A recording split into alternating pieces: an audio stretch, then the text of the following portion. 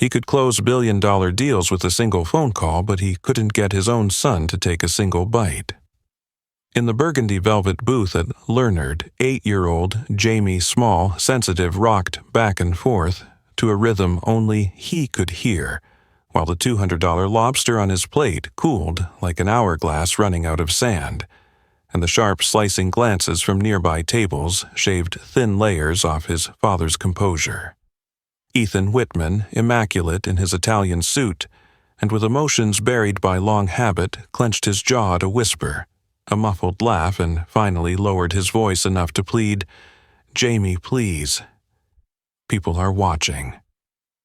Before we go further, if you've ever felt invisible while carrying the weight of the world, hit. Because this is not just a story about autism. It's a story about love, regret, and the courage to truly see one another. Just as the shame was spreading like an oil stain across polished wood, a black waitress approached her steps. Light, her shoulders relaxed, one hand resting on the table's edge with a gentleness that seemed choreographed by a music only those trained in softness could hear.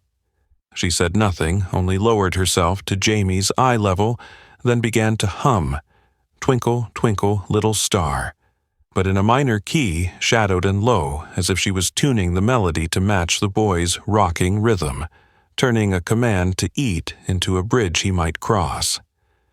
She lifted a small piece of lobster tracing circles in the air that mirrored the ones Jamie had just drawn on the table, transforming the food into a visible, deliberate dance, a quiet ritual with meaning. Jamie's mouth opened once, then again, his shoulders loosening like a string wound too tight, now settling back into pitch, and the eyes that usually darted away stayed fixed on her face long enough to create a moment. Ethan watched in stunned silence, a man who had spent fortunes on $500 an hour teams, yet only collected futility, and the question leapt past shame. Who was she, and how had she done this?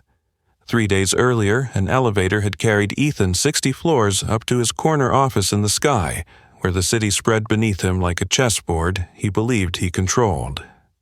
His empire reached into healthcare, education, and technology, 3 sectors that touched millions of lives, yet the one life he longed to reach, the 8-year-old boy in his own home, seemed impossibly out of reach. His assistant knocked, announcing that the car was ready for his father-son dinner, and Ethan, after a pause, only nodded, as if each meal was an exam he already knew he would fail. At that same hour, in a cramped break room, smelling of detergent and stale coffee, Maya Brooks, 32, tied her apron in front of a cracked mirror. 10 years earlier, those same hands had guided 20 children with special needs through breakthrough moments at Riverside Learning Center, convinced that education could change the world. And now she carried plates in silence, though the language of gentleness she had once mastered was still written into her bones. That evening unfolded exactly on script, Ethan ordered, with the clipped tone of a man used to being obeyed. The usual for the boy: make sure it's not too hot.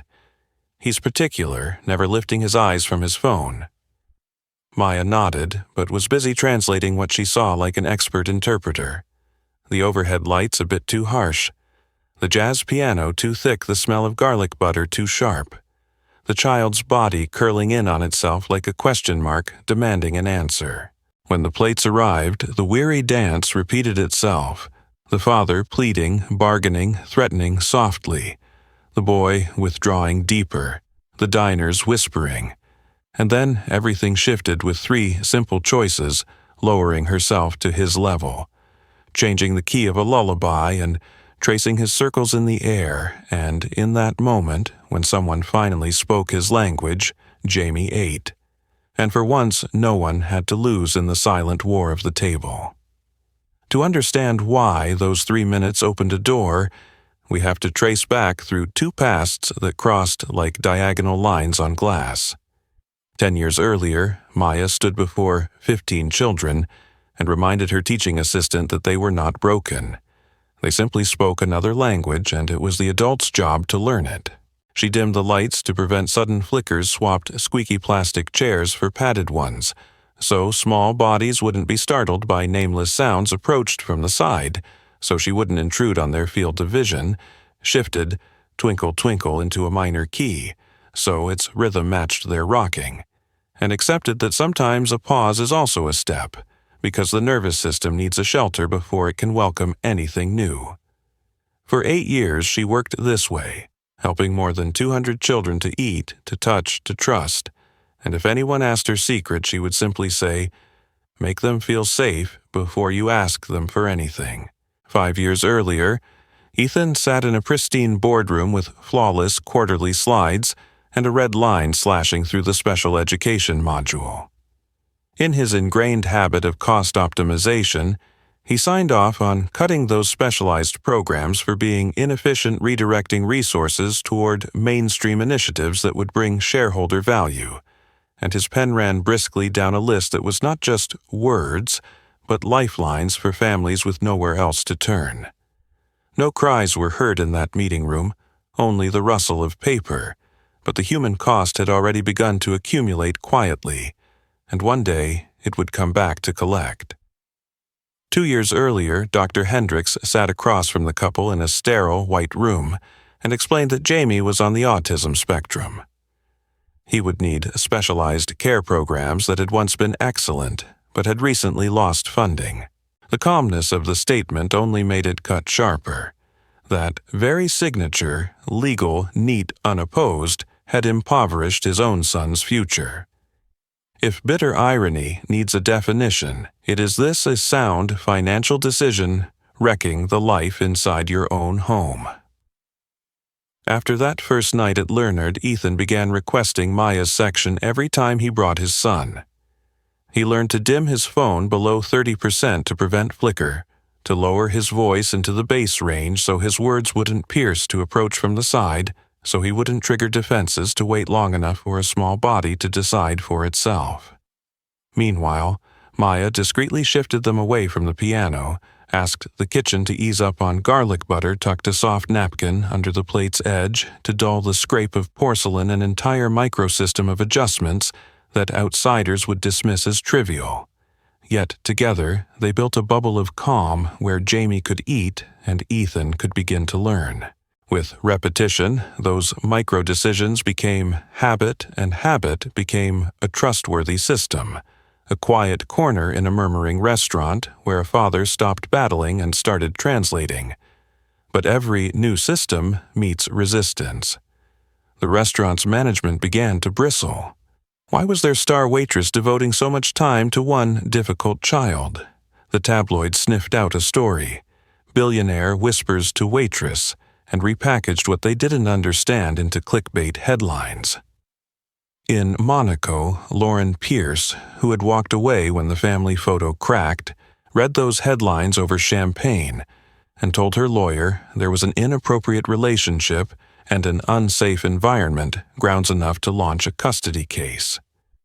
Those waves gathered speed like a rip current racing toward shore, and all three, the father, the child, and the woman, found themselves standing before a wall of stone. That evening, Maya walked to the table of father and son with the same gentle smile, though her steps were heavier after days of being hunted by cameras. She quietly shifted the table a little farther from the piano, asked the kitchen to ease up on the garlic butter, tilted her eyes toward the light overhead to make sure it wasn't flickering, and as she guided the food in slow circles that matched Jamie's rocking, the boy suddenly reached out and touched her hand as if asking permission. Then, in a voice softer than the chill of the air conditioner, he spoke his first words in 2 years, "Mama Maya hungry." For a moment, the air around the table felt stripped of oxygen. Ethan, who had trained himself not to cry, felt a wall crack inside his chest, the wall of shame, frustration, and helplessness that had stood for years. And when he looked at the woman before him, he no longer saw an apron, a title, or a skin color, but only a human being who had cared for everyone but herself. The world outside, however, did not soften with that moment.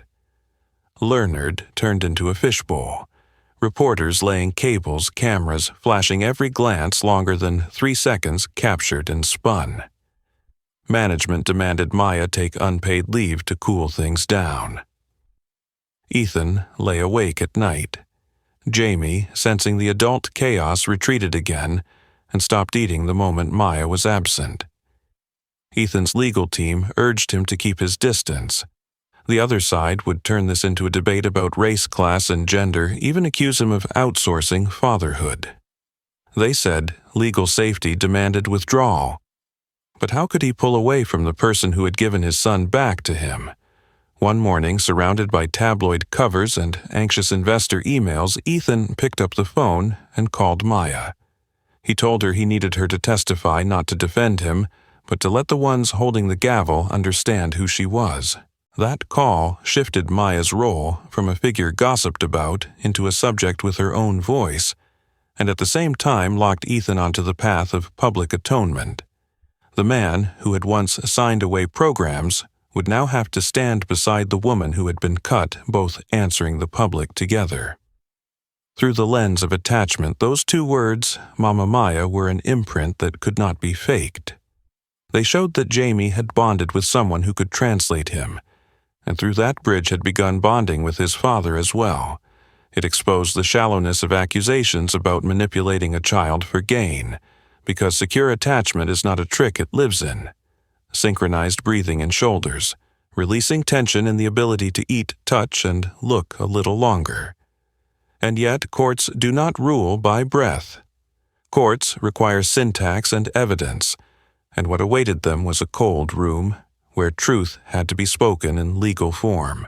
In those few short days, Ethan kept practicing the micro-decisions he had learned, laying his phone face down on the table, humming a low note. When Jamie grew restless, stepping half a pace back when his son's shoulders stiffened, and jotting every detail to be translated into the language of law dimming, screens, avoiding flickers approaching from the side, remembering that stopping is also a step. Maya, under financial strain from unpaid leave, still chose to appear at the hearing, because she understood this was not only a story about one family, but about how care work, the labor so often invisible, needed to be named, recognized, and paid for properly. The courtroom was packed.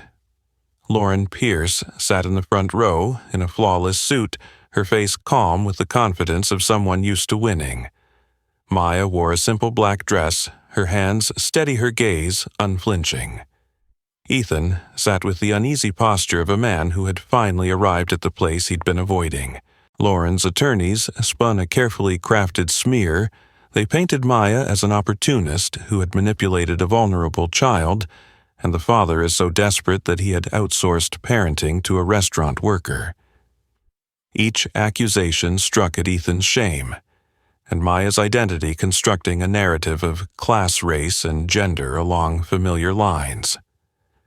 Then it was Maya's turn. She stepped up to the stand, chin-lifted hands, steady even under the barrage of camera flashes, and her voice grew stronger with each word. My name is Maya Brooks.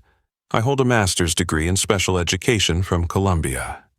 For 8 years, I directed the Riverside Learning Center where more than 200 children with autism, ADHD, and developmental delays learn to communicate, to trust, and to believe in themselves. The room fell silent. I lost that job when the program lost funding. The company that pulled the money was Whitman Industries. Mr. Whitman's company eliminated the very services his son needed, the services I had dedicated my life to building. Then she delivered the moral core. Children, like Jamie, are not broken. They are overlooked. And when the world stopped paying me to love them, I kept loving them one table, one shift, one moment at a time. Jamie calls me Mama Maya, not because I replaced anyone, but because I was the first to see him as a gift, not a burden. In those 3 minutes, ethos credentials and experience logos, the cause and effect of budget cuts and pathos unconditional love locked together like the tumblers of a single lock. Ethan sat there hearing for the first time the full echo of a signature he had made years earlier. The ruling came swiftly and plainly. Jamie would remain with his father, but under conditions family therapy, autism support services, and a formal care plan written by qualified specialists. The court spoke, for the public love was not enough. Love had to be structured into infrastructure. On the courthouse steps, Ethan, no longer speaking in numbers, sat beside Maya and apologized for what his company had done to her and to countless children, for understanding only when he had nearly lost his son's trust. It was an apology, late in coming but heavy with weight. Maya replied that an apology could not return 8 years, but it could be a beginning. Then Ethan did what an apology alone could not. He reversed the balance of power. He asked her to become director of the new Whitman Foundation for Neurodevelopmental Support, granting her full authority and open budget, and the freedom to shape the vision. Maya searched his eyes for pity or manipulation, but found neither. When she asked why, he said, "Because Jamie isn't the only one. And neither are you. The world needs what you have." From that moment, the verdict against a broken system began to be carried out, not only in words, but in money staffing programs and training. The night after the trial, in the penthouse overlooking the city like a giant circuit board, Maya prepared dinner with the same practiced gestures she had honed at Leonard, dimming the lights, easing the air conditioning, placing the bowl on Jamie's left, because his left side steadied him when anxious humming, "Twinkle, Twinkle" in a minor key to lay down a track of sound he could follow. This time, Ethan didn't just watch. He learned to steady his own breathing, lower his voice, step back half a pace when his son's shoulders tensed, small things but precise. Jamie ate from both their hands, one of Maya's, one of his father's, and the sound of the spoon touching the bowl rang out like a signal of safety. For the first time since the divorce, tears slid down Ethan's face, and Maya simply placed her hand on his, telling him he had just learned how to listen. 6 months later, the Whitman Foundation opened in the very building that once housed Riverside, a deliberate act of resurrection. A small plaque in the corner read, "In memory of the children we once failed to see, and in honor of those who never stopped seeing them." Maya framed her first paycheck not for the number printed on it, but for the line written in Ethan's own hand, for services already rendered with profound gratitude. It was a belated payment for invisible labor, the years of singing in the right key, moving tables away from pianos, dimming phone screens approaching from the side, waiting patiently for the smallest nod. Yet the real miracle, if it deserved that name, lived in the daily details. Ethan humming softly when Jamie began to overload. Jamie reaching for his father's hand without prompting. Lauren visiting the foundation, signing up for a parent class, and for the first time sitting at eye level with her son in 15 deliberate minutes of silence. Maya's team running workshops for teachers on dimming screens, avoiding flickers approaching from the side, remembering that stopping is also a step. Quiet corners built into classrooms, homes, and even public buildings, seeds of a gentler kind of civilization. One golden afternoon, Jamie looked up from a drawing of 3 figures holding hands beneath a starry sky and said, clear and certain, "Mama Maya. Daddy, Jamie, family." Ethan knelt, his heart so full it ached, whispering back, "Family." And Maya, standing amid the laughter of 15 children who would never again be overlooked, knew that the most enduring revolutions often begin with the simplest act of all seeing someone clearly. So, if this moment reaches you, share it with someone who needs hope, and follow for more stories where dignity prevails and love rewrites the rules. Because sometimes the person you ignore is holding the key to the only door that can lead you back to the language of love. The language a child, a father, and a woman once discovered together at a quiet corner table in a glittering restaurant, and then carried into the world to build a gentler foundation for countless others.